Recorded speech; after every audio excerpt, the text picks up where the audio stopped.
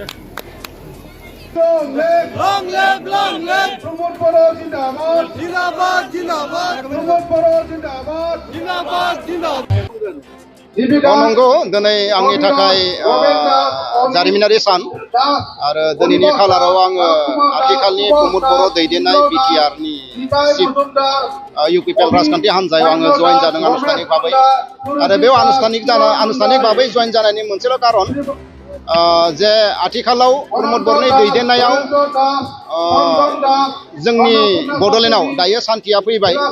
आरो सान्थिखौ जोङो गोदोनिफ्रायनो लुबैयो मानसि हिसाबै जों बयबो लुबैयो सान्थियाव थांना थानो आरो प्रमद बर'नि दैदेननायाव जिहेतु सान्थिया दायो सोलिगासिनो दङ आरो बेखौनो जेसेबां हागौ जोंबो लोगोआव थाफानानै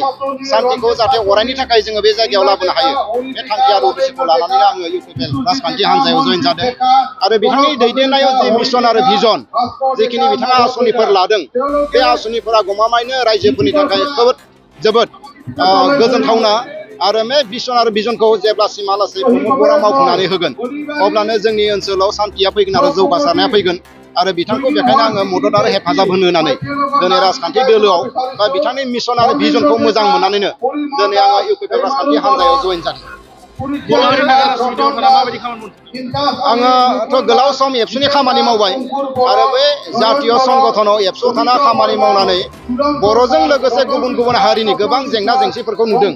दा नंखायनो बर' हारियाल' जेंना दङ बिदि नङा गुबुन गुबुन हारियाबो जेंना दङ दा नंखायनो बर' हारियाबो थांना थागोन आरो लोगोसे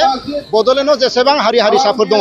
बयबो जाहाथे समान मोनथायखौ मोनो बिनि थाखायनो आङो प्रमद बर' बिथांजों लोगोआव थाफानानै राजखान्थि भाबै जेसेबां खामानि मावनो हायो उन्नयननि थाखाय जौगासारनायनि थाखाय आङो मावनो थाखाय प्रस्তুत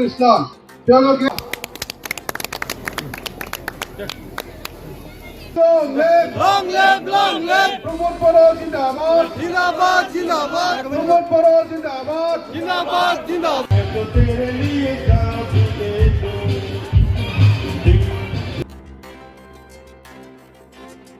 পাই গৈছে না ঠিক তেনেকুৱাকৈ মাটিৰ পাটা 2 লাখৰ অধিক মানুহক দিয়া হৈ গৈছে আৰু প্ৰচেছত আছে কোনো এজন ব্যক্তি আপাই ভালে আছে নে